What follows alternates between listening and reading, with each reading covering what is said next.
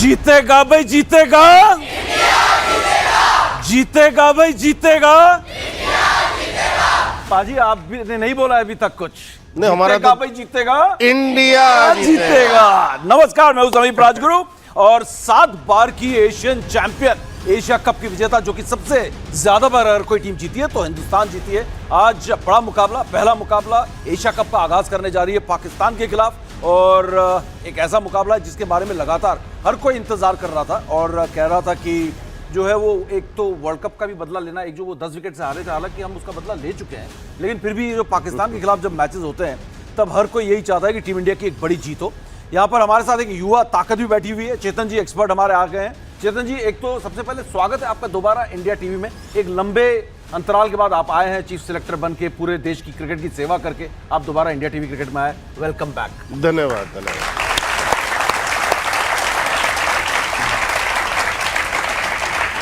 चलिए, सबसे पहले मैं एक बात बता दूं कि एशिया कप का जो ये मुकाबला है हिंदुस्तान और पाकिस्तान के बीच कैंडी में, लगातार पिछले कई दिनों से ये खबरें चल रही थी कि वहां पर मौसम खराब रहने वाला है, हो सकता है कि ये मैच धुल जाए और हो सकता है कि 10 ओवर का मैच देखने को मिले या 20 ओवर का मैच देखने को मिले।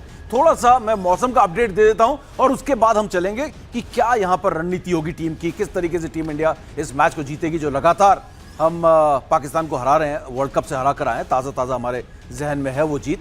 मौसम का अपडेट यह है कि कैंडी में मौसम खराब है, वहां से आधे घंटे दूर, 30 मिनट दूर पालेक्कले में मौसम जो है वो साफ है और मैच जो है तय समय पर शुरू होगा, ऐसे कयास लगाए जा रहे हैं। तो ये खबर है कि आज पूरे दिन जो है मैच में हो सकता है कि बीच में खलल पड़े बारिश की वजह से, लेकिन मैच देखने को मिलेगा और तय समय पर, यानी कि दोपहर के 2:30 में टॉस होगा और 3 बजे पहली गेंद यहां पर डल जाएगी, तो मैच तय समय पर शुरू होगा। यह है पालेक्कले से अपडेट कैंडी से फिलहाल, तो ये एक अच्छी खबर है। लेकिन पाजी, सबसे पहली प्रतिक्रिया इससे पहले कि दोनों टीमों के ताकत और कमजोरियों पर हम नजर डालें, रणनीति की बात करें, क्या कह रहा है दिल आपका? क्योंकि ऐसा लग रहा है कि पाकिस्तान की टीम ऐसी टीम है जो शायद हमसे ज्यादा सेटल्ड है, कहते हैं ना सेटल्ड लग रही है हमसे ज्यादा। तो कैसा मुकाबला दिख रहा है दोनों के बीच में आज, ये टक्कर कैसी लग रही है आपको? समीप, अगर हम बात करें लॉन्गर फॉर्मेट के अंदर, मतलब आप जितने बड़े मैचेस खेलेंगे, आप 50 ओवर्स के मैचेस खेलेंगे, इंडिया फार बेटर टीम है। मतलब कोई इसमें दूसरी राय नहीं है, इंडिया फार बेटर साइड है। 50 ओवर गेम के आपने जो मैचेस पीछे देखे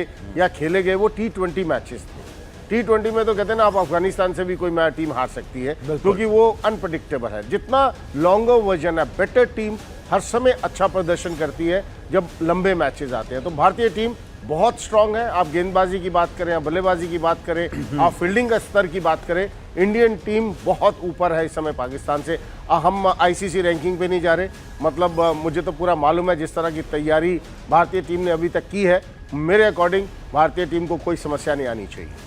तो चलिए, ये एक अच्छी बात है यहाँ पर, क्योंकि ये दिल नहीं दिमाग कह रहा है चेतन जी का कि टीम इंडिया को कोई मुश्किल नहीं आनी चाहिए, क्योंकि ये टीम की अगर हम नींव की बात करें ना, पिछले 4 साल से चेतन जी चीफ सिलेक्टर रहे हैं और इस टीम के बारे में बहुत अंदर की बात भी जानते हैं, कैसे टीम बनी है, कैसे इस टीम ने परफॉर्म किया है, तो इनको अच्छे से पता है कि ये टीम क्या कर सकती है। तो इस बारे में हम चेतन जी से आगे बात करेंगे और फिलहाल हम देखते हैं कि इन दोनों टीमों के बीच जब ये मुकाबला होगा तो रणनीति क्या रहेगी। लेकिन इससे पहले कि मैं इस रिपोर्ट की तरफ जाऊं, एक बार फिर मैं वो आवाज सुनना चाहूंगा युवा ताकत, जिसको सुनकर मुझे में ना जोश आ गया है। जीतेगा भाई जीतेगा, चलिए देखते हैं रिपोर्ट और उसके बाद बात करते हैं इस मैच के बारे में।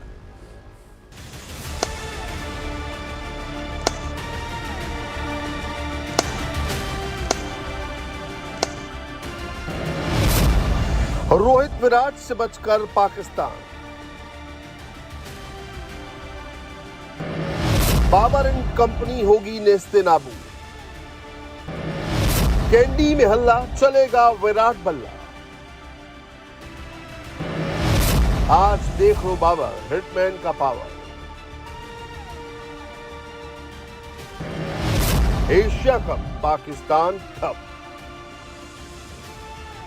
सज गया मैदान, तैयार है भारत पाकिस्तान। वनडे में 4 साल बाद भारत पाकिस्तान का आमना सामना श्रीलंका के कैंडी स्टेडियम में होगा। इस ब्लॉकबस्टर मैच पर पूरी दुनिया की नजरें होंगी। नेपाल को हराने के बाद पाकिस्तान के हौसले बुलंद होंगे, तो वहीं टीम इंडिया अपने अभियान की शुरुआत जीत से करना चाहेगी। कैंडी के मैदान पर मैच से पहले जब दोनों देशों के खिलाड़ी मिले तो तस्वीरें दिल जीतने वाली थी। लेकिन जब बात खेल की आती है तो मैदान पर खौलता क्रिकेट देखने को मिलता है। मैच से पहले भारतीय कप्तान बता चुके हैं कि पाकिस्तान के खिलाफ तगड़ा चैलेंज मिलेगा। तो हमारे लिए एक अच्छा चैलेंज होगा ऐसे टीम के सामने खेलना और ऐसे टीम के सामने परफॉर्मेंस करना। प्रिपेयर हमने अच्छा किया है। हमारे पास यहाँ आने से पहले कुछ दिन थे, कुछ टाइम था हमारे पास जिस पे हमने वर्क किया है। बेशक कप्तान रोहित इस मुकाबले को चैलेंज के तौर पर ले रहे हैं, लेकिन आंकड़े भारतीय टीम के साथ हैं। एशिया कप के ओडीआई फॉर्मेट में 12 बार दोनों टीमें भिड़ चुकी हैं, जिसमें 7 मुकाबले भारत ने जीते हैं, जबकि 5 पाकिस्तान के नाम रहे हैं। T20 एशिया कप के 3 मैचों में भी टीम इंडिया का पलड़ा भारी रहा है। बात अगर दोनों टीमों की पिछले 10 वनडे मैचों की करें तो 7 बार भारत जीता, तो वहीं 3 बार पाकिस्तान ने बाजी अपने नाम की है। एशिया कप में भी भारत का डंका हमेशा से बजता रहा है। भारत ने 7 बार खिताब अपने नाम किया है, जबकि पाकिस्तान 2 बार इस खिताब को जीत पाया है। पाकिस्तान के खिलाफ विराट रोहित का बल्ला भी रनों की बरसात करता है। रोहित ने 16 मैचों में 720 रन बनाए हैं, जबकि विराट ने 13 मैचों में 536 रन अपने खाते में दर्ज किए हैं। टीम इंडिया 6 साल से वनडे में पाकिस्तान से हारा नहीं है। ऐसे में भारतीय टीम को हर मोर्चे पर अलर्ट रहना होगा और हर बार का करारा जवाब देना होगा।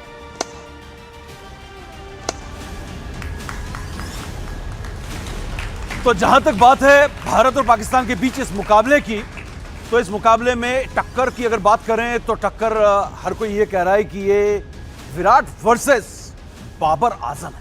क्या कहेंगे यहां पर? क्या वाकई में विराट वर्सेस बाबर आजम है? बहुत सारे पहलू हैं, लेकिन जो सबसे बड़ा मुद्दा यहां पर निकल कर आ रहा है, एक तरफ विराट कोहली द ग्रेट और दूसरी तरफ एक उभरता हुआ सितारा बाबर आजम। मैं उभरता हुआ ही कहूंगा, बहुत लोग सितारा मानते हैं, लेकिन विराट के सामने तो अभी वो, मैं कहूँ अगर उभरा भी नहीं है तो बाबर शायद बुरा ना माने। समीप, हमने हर समय देखा है कि आप वाइट बॉल क्रिकेट में जब भी बात करते हैं ना, तो आपकी बल्लेबाजी की बात होती है, कभी गेंदबाजों की बात नहीं होती है। तो ऑब्वियसली जब मैचेस खेले जाएंगे वो बैटिंग के दम पे ही खेले जाएंगे, क्योंकि आपको, मैं हर समय एज ए गेंदबाज मैंने हर समय कहा है कि बॉलिंग आपको मैच जिताती है, बट आप पब्लिक की बात करें या किसी और चीज़ की बात करें, हर समय बात बल्लेबाजों की पहले आती है। आपने बाबर आजम और विराट की बात की, मतलब दोनों बहुत बड़े प्लेयर हैं, कोई डाउट नहीं है, बिल्कुल दोनों बहुत बड़े प्लेयर हैं। एक सवाल ठूस दूं आपकी इस चर्चा के बीच में।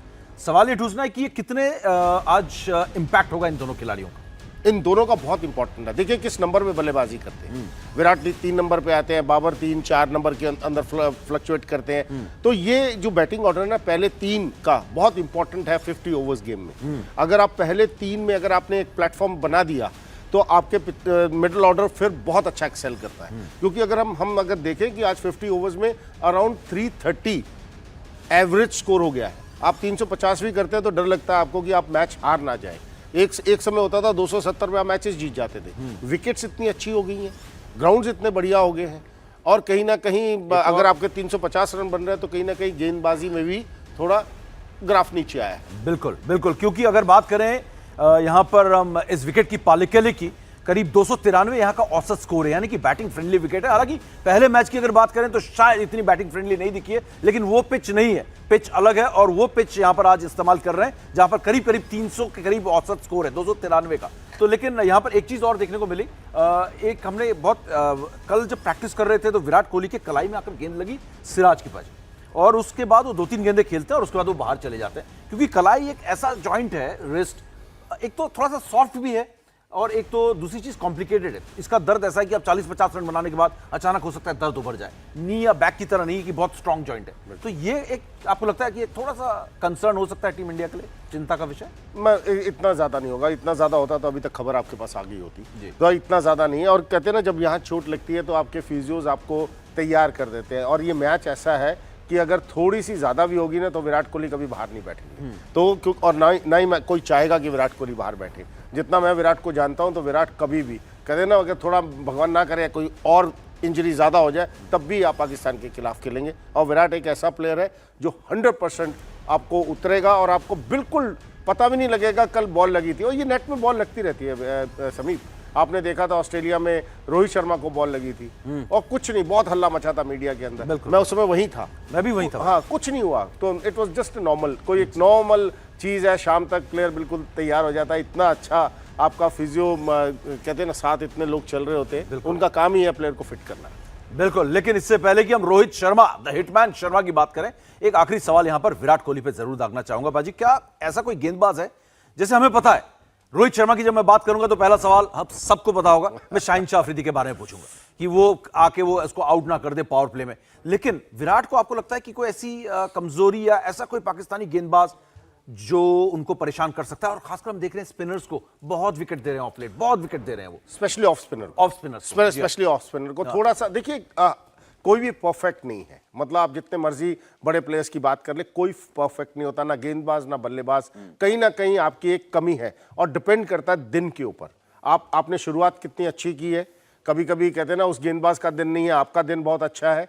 तो ये कहीं अगर आप देखेंगे रिकॉर्ड्स निकाल के, तो विराट ने अगर थोड़ा कहीं स्ट्रगल किया है तो वो ऑफ स्पिनर के खिलाफ किया है। स्लिप में बॉल जाता है, अगर आप ऑफ स्पिनर की बॉल जो बाहर की तरफ जाती है, अदरवाइज लेकिन स्पिनर किस समय आया बॉल करने के लिए, वो सबसे इंपॉर्टेंट है। उससे पहले अगर विराट 20-25 पे खेल रहे हैं, फिर तो जो मर्जी स्पिनर आ जाए कोई फर्क नहीं पड़ता। लेकिन आप नए अंदर क्रीज पर आए हैं और उस समय गेंदबाज 2 ओवर डाल चुका है, वो आपको परेशान कर सकता है। तो बहुत इंपॉर्टेंट है कि दिन कैसा है आपका, बिल्कुल वो इंपॉर्टेंट है। और बहुत इंपॉर्टेंट टॉपिक आपने शुरुआत में ही छेड़ा था कि किस नंबर पर विराट खेलते हैं, क्योंकि ईशान किशन का खेलना तय है यहां पर। इसके बाद हम जाएंगे आगे, क्योंकि सबसे पहले तो आपका सबसे पहले बैटिंग करने आ रहे हैं वो जो है वो सेट होना चाहिए। आपको क्लैरिटी होनी चाहिए। जो टीम इंडिया के अंदर कमजोरी दिखी है पिछले कुछ अरसे से, बाजी आप चीफ सिलेक्टर थे, आपको भी हमने कई बार जो है घेरा है कि ये हो क्या रहा है, कि आपके स्ट्रैटेजीज जो है आपकी समझ में नहीं आ रही, क्लैरिटी नहीं है, टीम सेटल नहीं लग रही है। आज भी वही स्थिति है, केएल राहुल नहीं है, आप ईशान किशन को कहां खिलाएंगे? आप विराट कोहली के बैटिंग ऑर्डर में अदला बदली की बातें चल रही हैं, जिसको सुन के मुझे तो बड़ी चिंता होती है, क्योंकि जो क्रिकेट मैंने सीखी है, आप लोगों ने भी सीखी होगी, कि आपका जो बेस्ट बैट्समैन होता है वो अपने नंबर पर खेलता है, उसका नंबर आप चेंज नहीं करते। हमने सचिन तेंदुलकर को देखा है या बहुत बड़े बड़े प्लेयर्स को देखा है। तो क्या आज आपका बैटिंग ऑर्डर यहां पर चेंज होता हुआ आपको नजर आ रहा है? ईशान किशन कहां खेल रहे हैं, विराट कोहली कहां खेल रहे हैं? क्या शुभमन गिल को आप बाहर बिठाएंगे, ईशान किशन को आप ओपन करेंगे? सवाल बड़ा लंबा है, जवाब बहुत छोटा सा चाहिए, क्योंकि मैच शुरू होने वाला है। बिल्कुल समीप, पहले तो मैं ये एक गलतफहमी दूर कर दूं, ये सूत्र है ना जो, उन सूत्रों पर ध्यान मत दो। ठीक है, मतलब वो सूत्र ही हैं, उन पर ध्यान मत दो आप बिल्कुल भी। नंबर 2, या साक्षात एक्स चीफ सिलेक्टर बैठे हैं। तो कभी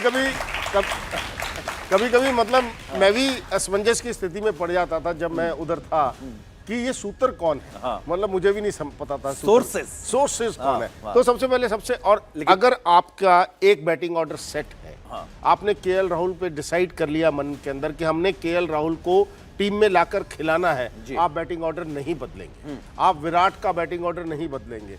आप अगर अदला बदली करना चाहेंगे, आप युवाओं के अंदर अदला बदली करते हैं, आप मेन प्लेयर्स के ऊपर कभी अदला बदली नहीं करते। 3 नंबर में विराट खेलेंगे तो खेलेंगे। अगर केएल राहुल ने 4 या 5 खेलना था तो ईशान को 4 या 5 खेलना पड़ेगा, या मैक्सिमम आप ये सोच सकते हैं कि नहीं, Ishan left and right hand combination के साथ हम ओपन करें, जैसे शिखर धवन करते थे।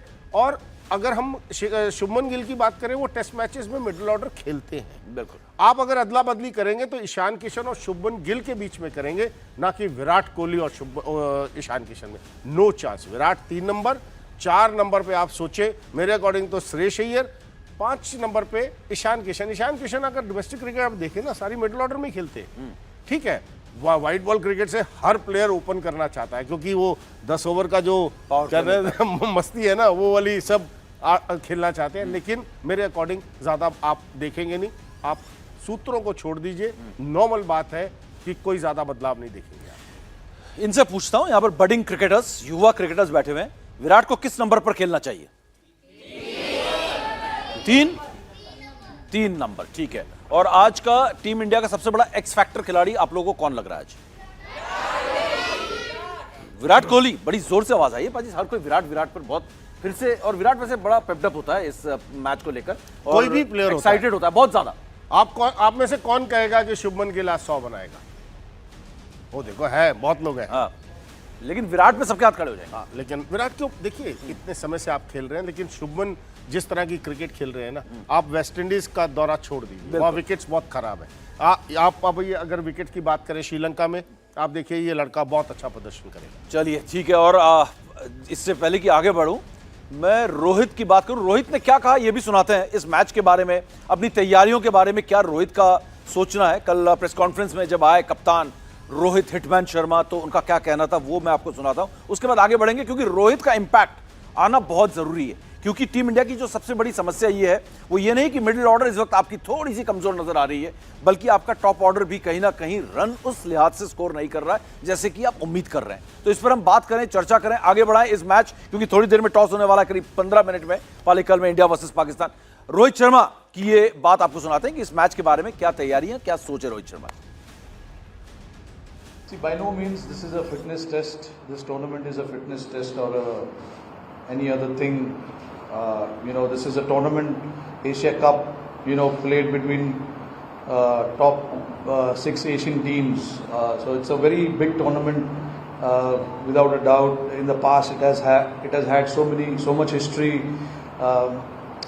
So yeah, I mean, the fitness test and fitness camp and all that was done in Bangalore. Now we have to move ahead and get our game face on and try and see what we can achieve in this tournament. तो रोहित शर्मा की अगर बात करें, रोहित शर्मा ने Yo Yo test pass कर लिया, ये एक बहुत बड़ी बात थी और बहुत खुशखबरी की बात थी। मेरी तरफ से कोई रिएक्शन नहीं आएगा। तो अगर रोहित शर्मा ने योयो टेस्ट पास कर लिया है तो इसका मतलब रन का टेस्ट भी पास करेंगे, रन बनाएंगे, तेज बनाएंगे। लेकिन वो थोड़े से कंफ्यूज मुझे दिखे पिछले कुछ अरसे से, शायद आप लोगों ने भी देखा होगा कि रोहित ने कहा था कि मेरी बैटिंग फिलॉसफी में मैं चेंजेस ला रहा हूं, मेरी सोच में बदलाव ला रहा हूं, मैं अटैकिंग खेलूंगा, मैं एग्रेसिव क्रिकेट खेलूंगा। T20 वर्ल्ड कप में जाके खुद ही वो भूल गए कि वो क्या फिलॉसफी लेकर वो उतरे थे, क्या फिलॉसफी एज ए कैप्टन आपने टीम को दी थी कि अटैकिंग बैटिंग करेंगे। अचानक हमने इंग्लैंड का टेम्पलेट जो है वो अपने पे लागू करने की कोशिश की। आप सब बातें जानते हैं, आप सारी चीज जानते हैं, लेकिन वो जाकर वो T20 वर्ल्ड कप में हमारा दिखा नहीं पाती। हमारा स्ट्राइक रेट जो था बेस्ट एक मैच में गया शायद सूर्य कुमार यादव का 170 का, और ना हमारे सारे स्ट्राइक रेट 2020 में भी 125-130 का रहा है, जो कि आज के मॉडर्न डे क्रिकेट में बिल्कुल नहीं चलता है। लेकिन अब वनडे मैच है, रोहित से ज्यादा अच्छी उम्मीद करें यहाँ पर। और शाहीन अफरीदी क्या रोहित के लिए बहुत बड़ा थ्रेट आज भी होंगे? समीप, ये रोहित के लिए अकेला नहीं है। लेफ्ट हैंड जो पेसर होता है ना, वो राइट हैंड बैट्समैन के लिए हर समय ट्रबल करता है। जो बॉल उसका पड़ने के बाद अंदर आता है ना और जो बाहर जाता है, वो राइट हैंड बल्लेबाज को तंग करेगा। वो रोहित हो, शुभमन हो, इवन विराट अगर शुरू में आते हैं तो विराट को भी तंग करेगा। वो प्रॉब्लम है उस एंगल से, जो कौन से गेंदबाजी करते हैं ना, वो आपको समझ नहीं आती। As a player I can understand कि आप जब खेलते हो तो आपको पता नहीं होता कौन सा बॉल अंदर आएगा शुरू के कुछ ओवर, और वो शुरू के ओवर्स में ही आउट हुए।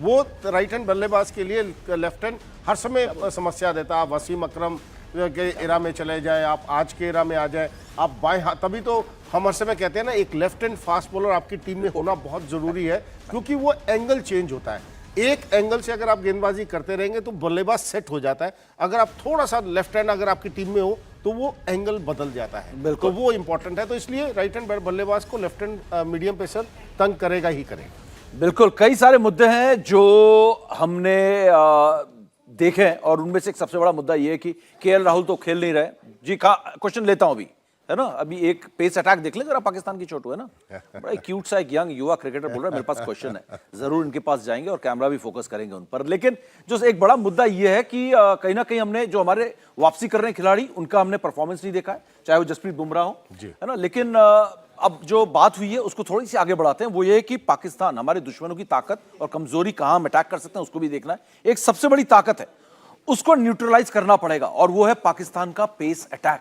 वो ऐसा पेस अटैक है जो दुनिया के सबसे जाने माने पेस अटैक्स में है आज की तारीख में, और सबसे असरदार। तो चलिए सबसे पहले उनके पेस अटैक को देखते हैं कि किस तरीके की पेस अटैक यहां पर पाकिस्तान की दिख रही है, क्योंकि कहीं ना कहीं ये उनका एक्स फैक्टर है जो वो सोच रहे हैं, जिसकी वजह से हम शायद मैच इंडिया के खिलाफ आज जीत सकते हैं।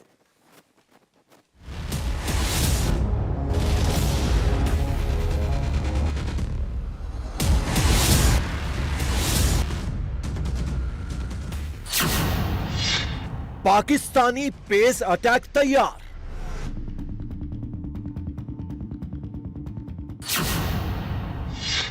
नसीम हैरिस ने भरी हुंकार।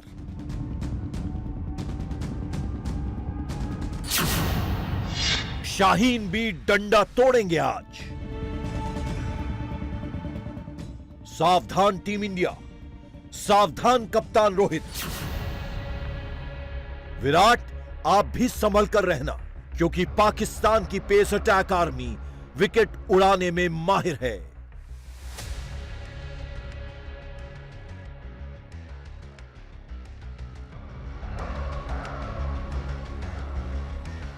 नेपाल को रौंदने के बाद पाकिस्तानी गेंदबाजों के सामने भारतीय बल्लेबाजों की चुनौती है। शाहीन, हैरिस और नसीम की तिकड़ी पावर प्ले और डेथ ओवरों में बड़ा खेल करने वाली है। यकीन न हो तो ये आंकड़े देखिए।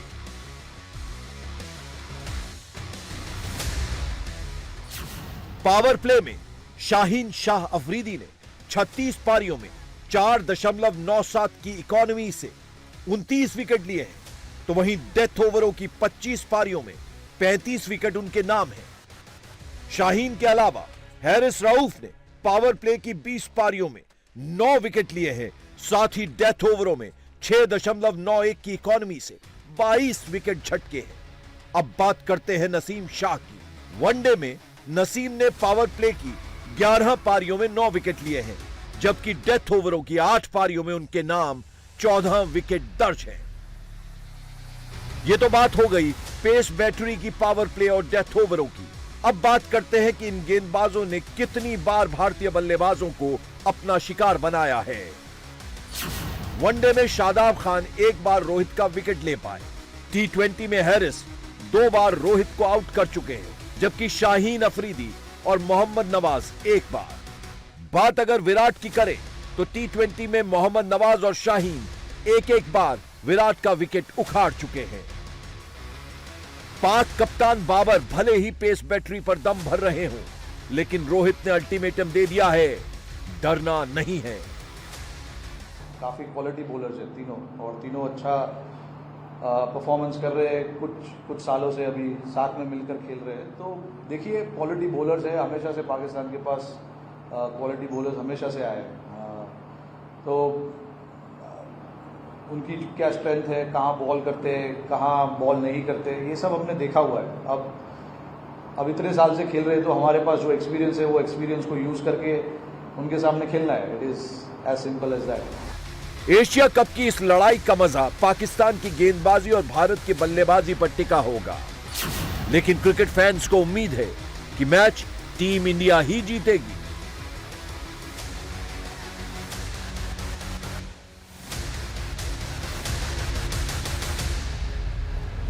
भारतीय गेंदबाजों को कम मत समझना, उनकी ताकत भी हम आपको दिखाएंगे। अगर पाकिस्तान ताकतवर है तो हम बहुत बलवान है यहाँ पर, इसमें कोई शक नहीं कि टीम इंडिया की पेस अटैक भी इस वक्त और स्पिन, अगर हम बात करें, बैलेंस जबरदस्त है। इससे पहले कि मैं आपसे बात करूं इस पेस अटैक के बारे में, एक यहाँ पर युवा बडिंग क्रिकेटर है हमारे साथ, वो सवाल पूछना चाहते थे इस रिपोर्ट से पहले। वो सवाल दाग दो यंगस्टर, क्या सवाल पूछना चाहते हो? और देख के लग रहा है कि ये आगे चल के बहुत ही हार्ड हिटिंग बैट्समैन बनने वाला है। पूछो, दागो। सर, जैसे अगर इंडिया का टॉस जीतता है तो इंडिया को बैटिंग लेनी चाहिए, बॉलिंग, इस बारे में आपकी क्या राय है? बैटिंग लेनी चाहिए, बैटिंग लेनी चाहिए, बिकॉज वो विकेट थोड़ा। ठीक है, गुड क्वेश्चन। विकेट के बारे में जो न्यूज़ आ रही है वहाँ से थोड़ा लो एंड स्लो, जैसे जैसे टाइम निकलेगा तो और स्लो हो सकती है। जब ऐसा विकेट होता है तो आप टॉस जीत कर पहले बैटिंग का ही फैसला करते हैं, अनलेस की वेदर कंडीशंस कुछ और कह रही हों। अगर बरसात का समय है देन आपका लास्ट मिनट में चेंज होता है, अदरवाइज जो सोच होगी इस समय भारतीय टीम की कि टॉस अगर वो जीतते हैं तो बल्लेबाजी करेंगे। ठीक है, पैड अप कर लो, है ना। अगर टॉस हार गए और वो बोलते हैं कि आओ आप पहले फील्डिंग करो, तो फिर पैड खोल लेना, पैड पहन लो जाके, है ना। तो जाओ, किट अप करो। हम फिलहाल एक छोटा सा ब्रेक यहाँ पर लेते हैं, लेकिन ब्रेक में जाते जाते मैं आपको बता दूं कि यहाँ पर तो आप एक तरफा हम बोलते हैं, आप सुनते हैं, लेकिन आपको बता दूं India TV cricket YouTube channel पर चेतन जी हमेशा होंगे, मैच से पहले, मैच के बीच में, मैच के बाद, जहां पर दो तरफा बातचीत होगी और जहां पर आप भी बात करेंगे और चेतन जी आपके सवालों का, आपकी बातों पर रिएक्शन भी देंगे और जवाब भी देंगे। India TV cricket YouTube channel को सब्सक्राइब जरूर करेंगे। छोटा सा एक ब्रेक लेंगे, लेकिन ब्रेक में जाते जाते एक बार फिर, जीतेगा भाई जीतेगा, ब्रेक के बाद मिलेंगे आपको।